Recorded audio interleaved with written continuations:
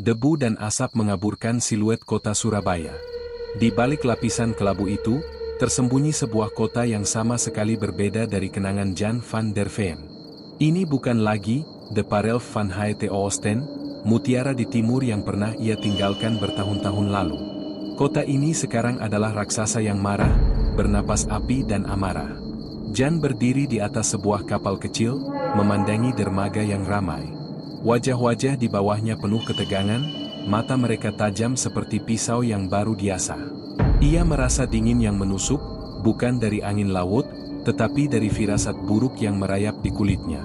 Ia turun dari kapal, memeluk erat tas kecilnya yang berisi beberapa helai pakaian dan dokumen usang. Jan adalah seorang Indo, perpaduan darah Belanda dan Indonesia yang memberinya kulit zaitun dan mata biru yang mencolok. Di masa lalu, perpaduan ini adalah tanda keistimewaan, tetapi di kota ini sekarang, ia merasa seperti berjalan di atas tali tipis yang membentang di atas jurang. Ia melihat poster-poster yang ditempelkan di dinding-dinding yang hancur, berisi gambar-gambar orang Belanda yang dikecam.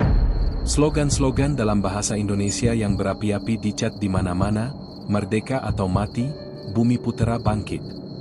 Ia tidak mengerti sepenuhnya makna dari semua ini, tetapi ia tahu bahwa ia berada di sisi yang salah dari garis perpecahan yang baru. Jan harus menemukan Budi. Sahabat masa kecilnya, Budi, adalah satu-satunya orang yang ia kenal di kota ini.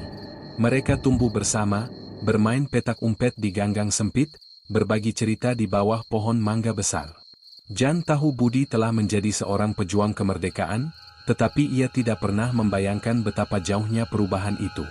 Ia menemukan Budi di sebuah warung kopi yang remang-remang, wajahnya kurus dan matanya lelah. Ketika Budi melihat Jan, matanya melebar, bukan karena kegembiraan, melainkan karena keterkejutan dan kekhawatiran yang mendalam. "Jan, apa yang kamu lakukan di sini?" Budi berbisik, menarik Jan ke dalam bayangan. Suaranya terdengar tegang. Jan, yang merasa lega, tersenyum lebar. "Aku datang untuk mencari keluargaku, Budi."